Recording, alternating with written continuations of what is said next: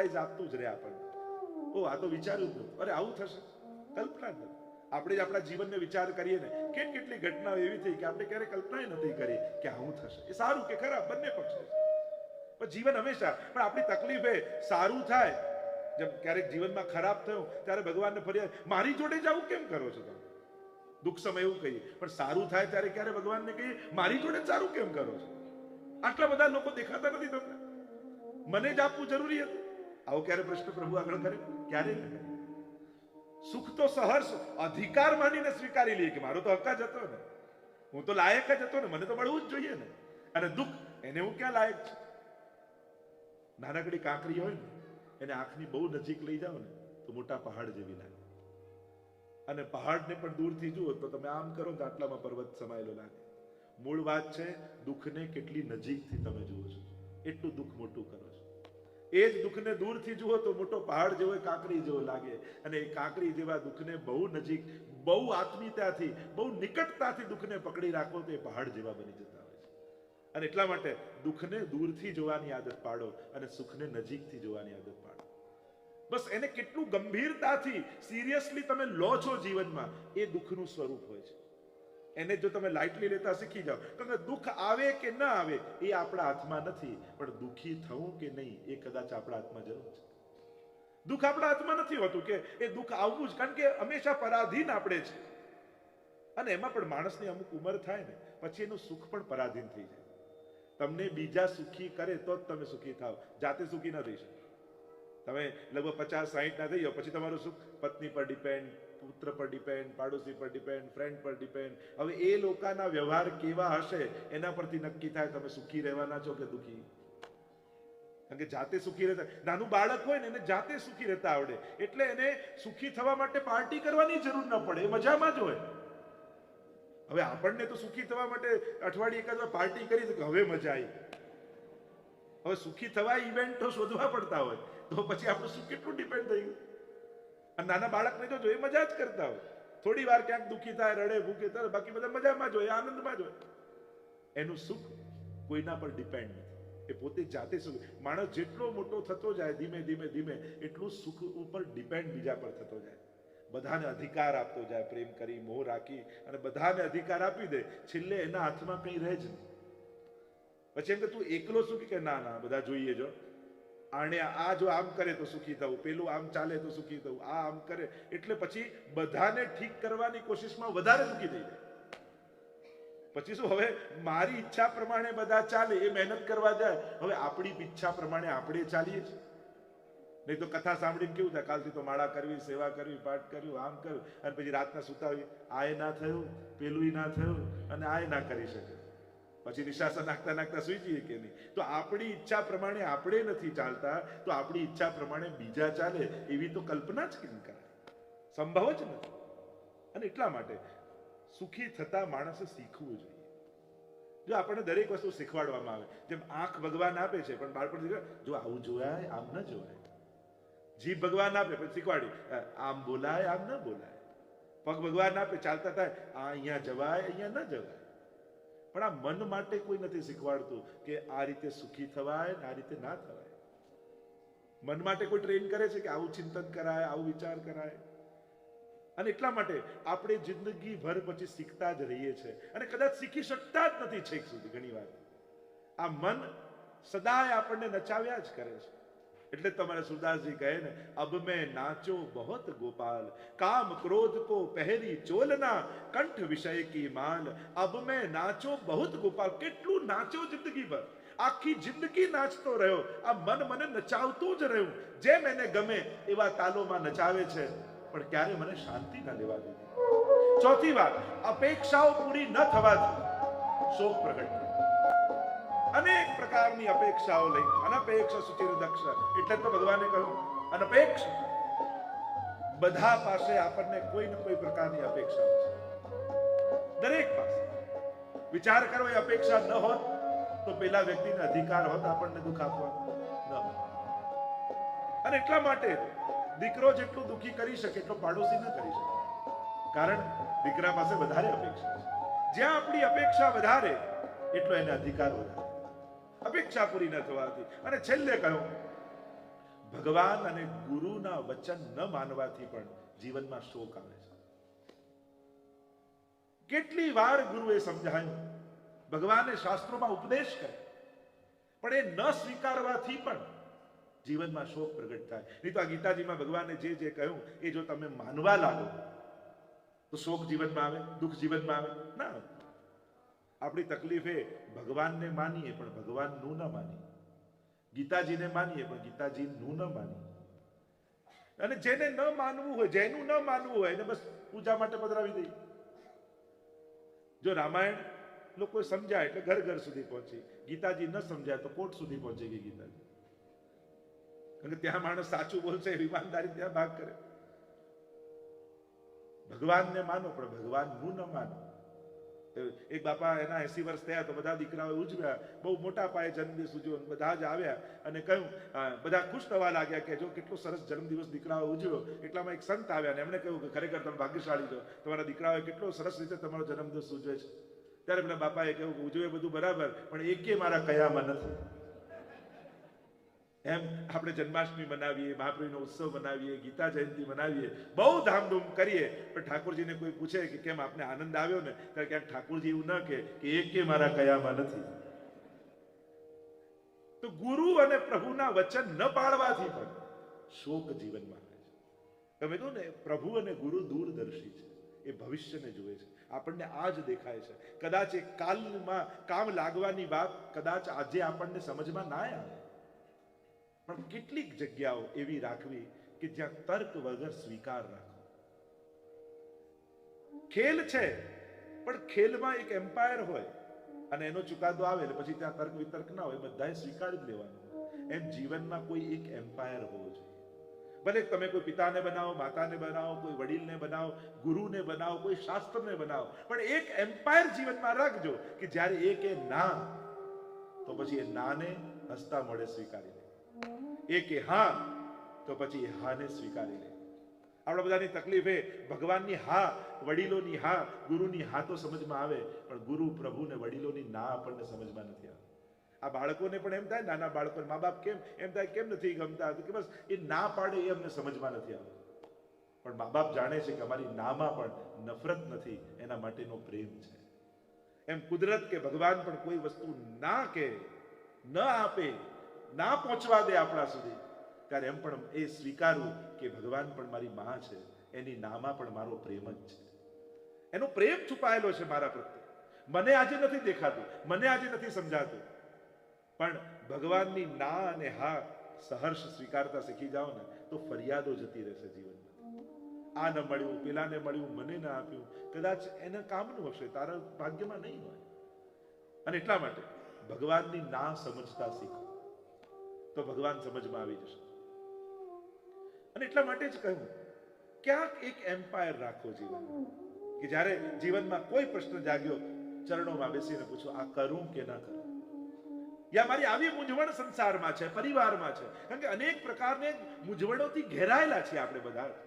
એ સાંસારિક હોય, પારિવારિક હોય, કામની હોય, અનેક પ્રકારની વૈચારિક હોય. પણ કોઈકના ચરણે બેસીને બે હાથ જોડીને પૂછો, મારે શું કરવું જોઈએ, મારે કેવું વિચારવું જોઈએ, મારે સારી રીતે જીવવું છે, મારે ઉત્તમ રીતે જીવન પસાર કરવું છે, અને આ ઉદ્વેગ મારે મારા જીવનમાં નથી રાખવો, હું નિર્ણય લેવા સમર્થ નથી. તમે નક્કી કરી નાખો. ક્યાં કોઈક સમજદારની સલાહ જીવનને ઉજાડી પણ શકે છે. અને એટલા માટે ગુરુ અને પ્રભુની આજ્ઞાનું ઉલ્લંઘન એ પણ શોક લાવે જીવનમાં. આમ અર્જુન વિષાદ યોગ અધ્યાયને પૂર્ણ કર્યો. દ્વિતીય અધ્યાય સાંખ્ય યોગ. સંજય કહેવા લાગ્યા આ રીતે, વ્યાકુળ નેત્રને શોક મગ્ન બનેલા અર્જુન, અને એ અર્જુનને જોઈ હવે બીજા અધ્યાયથી ભગવાન બોલવાનું શરૂ કરે છે. જ્યાં સુધી ભગવદ વચન નહોતું ત્યાં સુધી શોક હતો. હવે આ સાંખ્ય યોગ છે. શ્રી ભગવાન વાચ, ત્રીજા શ્લોકમાં પ્રભુ નારાજ થયા. એને પંપાળ્યો નહીં કે બેટા તું દુઃખી થયો છે ને, ચલ આ વખતે રહેવા દઈએ યુદ્ધ, ફરી ક્યારેક કરીશું. કારણ કે ગુરુ છે ને પ્રભુ, શિષ્ય બન્યો છે અર્જુન, શિષ્યસ્તેહમ સાધિમામ ત્વામ પ્રપન્નમ. અને એટલા માટે કલ્યાણ ઈચ્છે છે, અને જે કલ્યાણ ઈચ્છતું હોય એ જ વડે. જો જે દિવસે તમે યુવાનોને કહું કે તમે બહુ મોડા ઘરે આવ્યા અને મા બાપ જાગતા ન હોય અને કદાચ તમને ટોકે નહીં કે આટલું મોડું કેમ થયું, એ દિવસે માનજો કે હવે મા બાપને પ્રેમ ઓછો થઈ ગયો લાગે છે. કારણ કે સહજ છે, જ્યાં પ્રેમ હોય ત્યાં ચિંતા બહુ સહજ છે. યુવાનો કે મારી લાઈફ છે, તમે શેના ટેન્શન કરો છો? અરે પ્રેમ હોય ત્યાં ચિંતા સહજ છે, સ્વાભાવિક છે. ચિંતા ન થાય તો માનવું પ્રેમ નથી. કોઈનો જીવ ન બળે તો માનજો કે પ્રેમ ઘટી ગયો છે. પણ સહજમાં કહેવાય જ જાય મા બાપ, એ જ સારા મા બાપ કહેવાય. તમે સ્કૂલે જાઓ અને કોઈ ટીચર તમને કહો કે છોકરાઓને પૂછીએ તમે ક્લાસ ટીચર કયા ટીચર તમને કહો તો કે બસ જે રમાડ્યા કરતા હોય, ભણાવે નહીં, ભળે નહીં, એ ટીચર ગમે. પણ એ ટીચર સારો કહેવાય ના. જેનું લક્ષ્ય ભણાવવામાં હોય, એ ભલે વળીને હોય, ડરાવીને હોય, લલચાવીને હોય, પણ જેનું લક્ષ્ય શું હોય કે આને આ ભણાવી, જેની આ ધારણા હોય એ સારો શિક્ષક કહેવાય. પણ જેનું લક્ષ્ય ભણાવવામાં નથી, એને ખુશ કરવામાં છે, તો એના કલ્યાણનું નથી વિચાર. એમ આપણા ઘરે કોઈ વડીલ આપણી ચિંતા કરનારું કે કોઈ ટોકનારું છે તો તમે પોતાની જાતને ભાગ્યશાળી માનજો કે અમારા ઘરે અમને કોઈ કહેનારું છે. અહીંયા પ્રભુ જાણેને ફટકારતા હોય, વળતા હોય એ રીતે બોલ્યા, ક્લૈબ્યમ્માસ્મગમ પાર્થ નૈતત્વાયુપપદ્યતે ક્ષુદ્રમ હૃદય દૌર્બલ્યમ ત્યક્તોત્તિષ્ઠ પરંતપ. ક્લૈબ્યમ્માસ્મગમ પાર્થ, નપુંસકની જેમ વાત કરે છે. અહીંયા યુદ્ધના મેદાનમાં યુદ્ધ શરૂ થવાનું છે અને હવે તને દયા ઉપજી છે, તને સ્વજનો દેખાય છે. ઘરેથી નીકળતા યુદ્ધ નક્કી થયું ત્યારે તને ખબર નહોતી કે કોની સાથે તારે લડવાનું છે. પ્રભુ નારાજ થયા, વઢ્યા છે અર્જુન. અર્જુનને એમ થયું કે મારા દુઃખી જોઈ, મને રડતો જોઈને પંપાળશે. કે નોર્મલી કોઈ પણ રડતો હોય તો આપણે કહ્યું ના ના છાનો થઈ જાય, આપણે એમ કહીએ કે અરે અત્યારે ભલે તું માની જા, કે અત્યારે મનાવવાની કોશિશ કરીએ. પ્રભુએ તો ફટકાર લગાવી છે. ક્ષત્રિય છે, શું તને ઘરથી નીકળતી વખતે ખબર નથી કે તારે કોની જોડે લડવાનું છે? અને મૂળ વાત એ કે તારું વૈચારિક પતન કેમ થયું? જે ધર્મ માટે તું લડતો હતો તો પોતાના માટે લડી રહ્યો છે એવું કેમ વિચારે છે? જ્યારે પણ કોઈ સત્કાર્ય કરો ને તો ઉચ્ચ વિચાર સાથે કરજો, ઊંચા વિચાર. એક વસ્તુ યાદ રાખો, મનમાં કોઈ મનોરથ પણ કરો ને ત્યારે પોતાનું સામર્થ્ય જોઈને નહીં કરવું, કારણ કે આપણું સામર્થ્ય બહુ અલ્પ છે. જ્યારે પણ મનમાં કોઈ પણ ઉત્તમ વિચાર યા મનોરથ કરો ત્યારે પ્રભુનું સામર્થ્ય વિચાર કરીને કરો, કારણ કે આપણા માટે જે અસંભવ છે ભગવાન માટે એ સંભવ બનાવવામાં એક ક્ષણ પણ લાગતી નથી. એટલે જ્યારે પણ કોઈ ઉત્તમ સંકલ્પ જીવનમાં કરતા હો, કંઈક પામવાનું, કંઈક ભગવાન માટે કોઈ સત્કર્મ કરવાનો વિચાર કરો ત્યારે એમને હું ક્યાં આવી કથા કરાવી શકવાનો, હું ક્યાં મારાથી ક્યાં આવા સત્કર્મ થવાના, હું ક્યાં હોસ્પિટલ બાંધી શકવાનું, હું ક્યાં કોઈને મદદ. પોતાના સામર્થ્ય જોઈને ઉત્તમ વિચાર ન કરો, ભગવાનનું સામર્થ્ય જોઈને કરો કે મેં જેનું શરણું લીધું છે એ મારો ઠાકોરજી સર્વ સમર્થ છે, એ બધું જ કરવા સમર્થ છે. અને એટલા માટે ભગવાનનું સામર્થ્ય જોઈને વિચારો. હમણાં ભલે તમારી શક્તિ ન હોય, તમારા હાલાત એવા ન હોય કે તમે જે વિચારો એ સંભવ થાય, પણ પ્રભુને સંજોગો બદલતા ક્ષણની વાર નથી લાગતી. અને એટલા માટે પોતાની મુઠ્ઠીએ ન માંગો, ભગવાનને આપવા, કારણ કે એ આપશે ને એની મુઠ્ઠી બહુ મોટી છે. તો કહેતા ને એક બાળકને માં શોપિંગ કરવા ગઈ અને દુકાનવાળાને ત્યાં ગઈ ને બહુ માલ ખરીદ્યો, એટલે બધા દુકાનવાળાને એમ થયું કે આ બહેન જો ખુશ થાય તો કાયમી ગ્રાહક થઈ જાય. એટલે ચોકલેટનો ડબ્બો ખોલી એના દીકરા રમતા હતો, દીકરાને આપ્યું કે લે જોઈએ એટલી ચોકલેટ લઈ લે. તો કે ના ના મારે ન જોઈએ. અરે લઈ લે, તને કહું છું તારી મુઠ્ઠી ભરી લે, તને જેટલું જોઈએ એટલું લઈ લે. તો કે ના ના મને નહીં જોઈએ.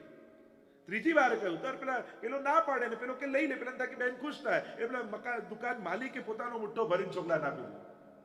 અને ત્યાં દુકાનની બહાર આવ્યા ત્યારે મમ્મીએ કહ્યું કે અરે મારો દીકરો થઈને મફતની ચોકલેટની ના પાડતો હતો. આટલી વાર પેલો કે ના ના કેમ કહેતો હતો? દીકરો કે માં હું તારો દીકરો છું એટલે ના પાડતો હતો. જો મેં મારી મુઠ્ઠીએ ભર્યું હોત તો નાનું આવત, ના પાડી તો દુકાનવાળાએ મુઠ્ઠો ભરીને આપ્યો.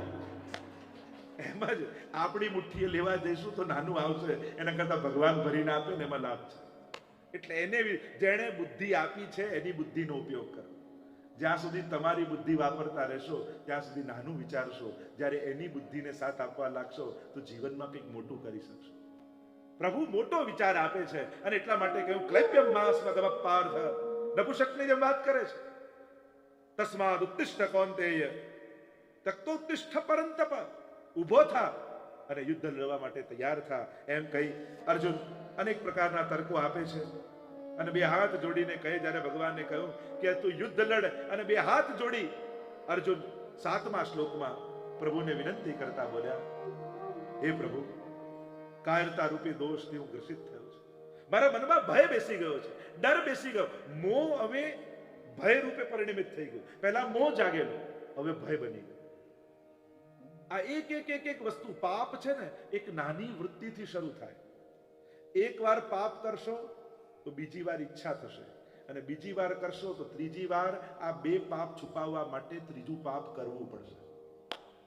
આ પાપની શૃંખલાઓ હોય છે. એમાં મનના રોગોની પણ શૃંખલાઓ હોય છે.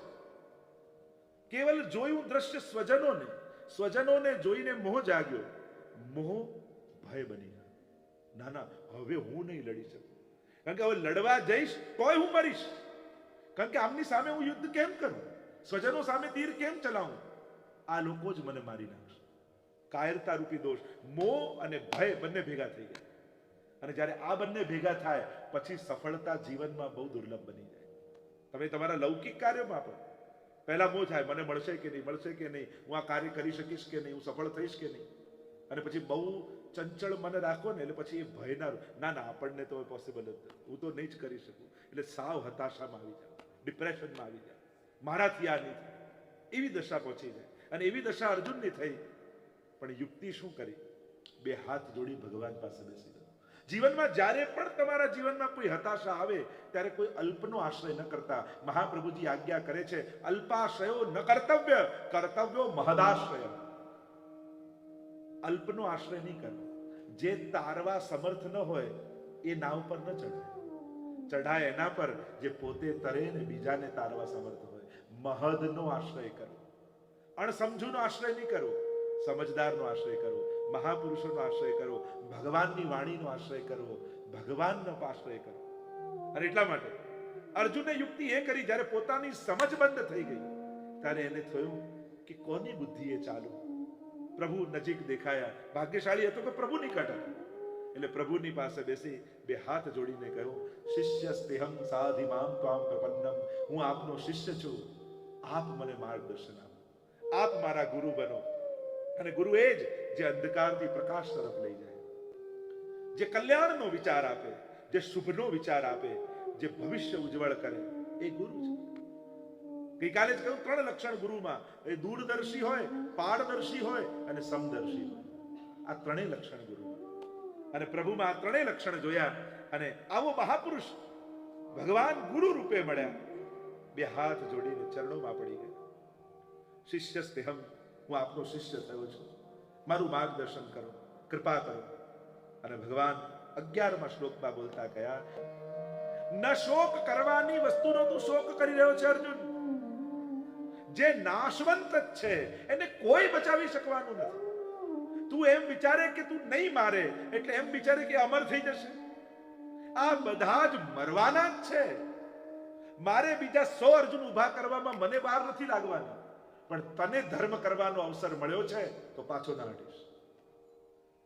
ન શોક કરવાની વસ્તુનો તું શોક કરે છે. એક વસ્તુ યાદ રાખો, જે નાશવંત વસ્તુનો શોક કરે એનાથી મોટો મૂર્ખ બીજો કોણ હોય? કારણ કે જેટલી વસ્તુઓ ભૌતિક રૂપે આપણને મળી છે એ એક દિવસ જવાની જ છે. અને યાદ રાખજો, આ બધી વસ્તુઓને આપણે સાચવવાનું છે, એ આપણને નથી સાચવવાનું. કારને આપણે સાચવ, કારને એમ થાય ના આને કથામાં જવાની ઉતાવળ છે, હમણાં બગડવું નથી. ના, આપણે ચોખ્ખી કરી ચાલે એવી કરીને રાખવી પડે.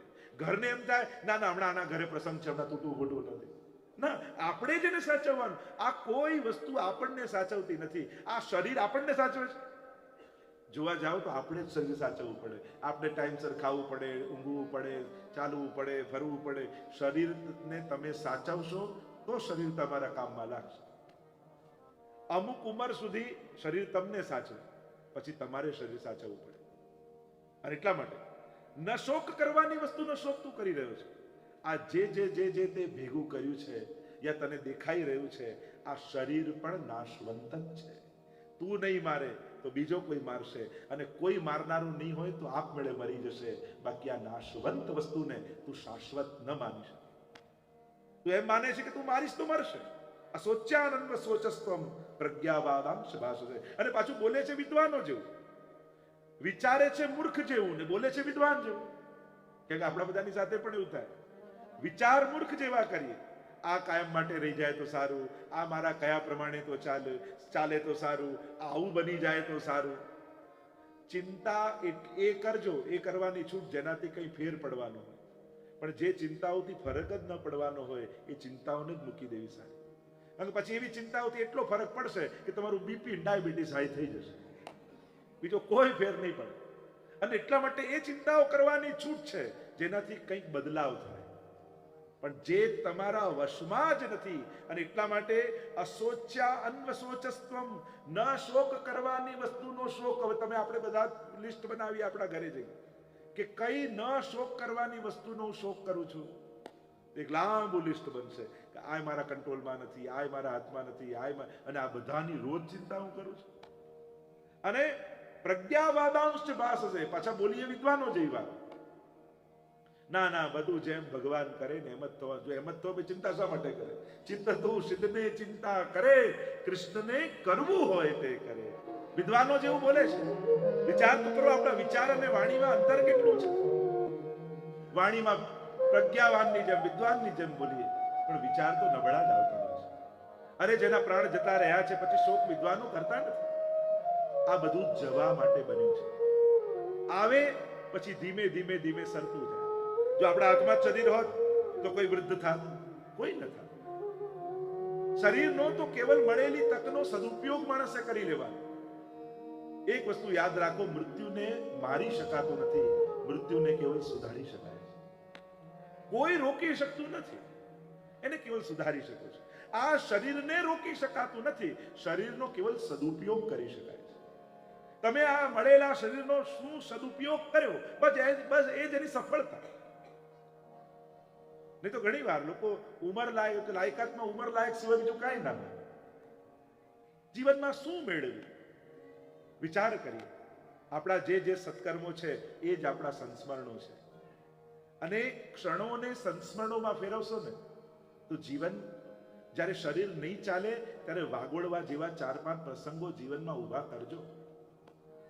જ્યારે શરીર નહીં ચાલે, ઘણી વાર વિચાર કરો, આપણે ઠાકોરજી આગળ મંદિરમાં બેઠા હોઈએ ત્યારે પણ ભગવાન મનમાં નથી આવતા, યાદ નથી આવતા, તો હોસ્પિટલના ખાટલામાં છેલ્લી ઘડીએ સૂતા હોઈશું, આજુબાજુ ડોક્ટર નર્સ ઊભા હશે, શું તમને ભરોસો ખરો કે એ સમયે ભગવાન યાદ આવશે? ભરોસો કરો. અને પાછું શાસ્ત્રો તો એમ કે અંતે જ્યાં મતિ ત્યાં ગતિ. અંત સમય જ્યાં મતિ થાય ત્યાં ગતિ થાય. તમે પહેલા ગમે તેટલા તૈયાર, એક બેન નીકળ્યા ફોટો પડાવવા માટે પાસપોર્ટ સાઈઝ, પેલા એક સરસ ફોટો પડાવ, તૈયાર થઈ નીકળ્યા, ચાલતા ચાલતા અડધો કલાકનો રસ્તો, એમાં બજાર આવ્યું, ટ્રાફિક આવ્યું, બધો મેકઅપ ઉતરી ગયો, અને પોતે અરીસામાં જોઈને નીકળેલા, બધું બરાબર છે. પણ જ્યાં ફોટો પાડીને હાથમાં આવ્યો ને એવો ખરાબ, પેલા જોડે ઝઘડવા લાગ્યા, આવો ખરાબ ક્યાંથી, હું તો જોઈને નીકળી હતી, બધું સારું હતું. ત્યારે ફોટોગ્રાફરે કહ્યું, ઘરેથી નીકળ્યા એ ન ગણાય, કેમેરા સામે ઉભા હો ને એ ટાઈમે જેવા લાગતા હો ને એવો ફોટો આવે. એમ જીવનભર બધી સાધના કરી પણ છેલ્લી ઘડીએ મન હાથમાં ન રહ્યો અને ક્યાંક જો ભટકી ગયો તો ફોટો એવો જ આવશે. તો અંતે જ્યાં મતિ ત્યાં ગતિ, એમ શાસ્ત્ર કહે ને. અંતે મતિ ક્યારે ભગવાનમાં જાય? જ્યારે જીવનભર મનને આદત પાડી હોય. ભાઈ કુભાઈ અનક આલસહુ, કોઈ પણ રીતે ભગવત નામનો આશ્રય કરતા હોઈએ એટલે મનના ભરોસે ભગવાનનું નામ ન છોડતા, એને આદત બનાવી દેજો. કંઈ પણ બને તો ભગવાનનું નામ મુખમાં આવે. એટલે છેલ્લી ઘડીએ કદાચ ડોક્ટર ઇન્જેક્શન પણ માને ને અને થોડુંક દુખે અને આદત વશ જો ભગવાનનું નામ મુખમાં નીકળી ગયું ને તોય કરી જવાશે. એટલે ભગવાનનું નામ આદત બનાવી. ભગવાન કહેવા લાગ્યા, તું કોના માટે શોક કરે છે? બોલે છે વિદ્વાનો જેવું ને સમજતો નથી. આ દેહ તો સમાપ્ત થવા માટે જ મળ્યું છે.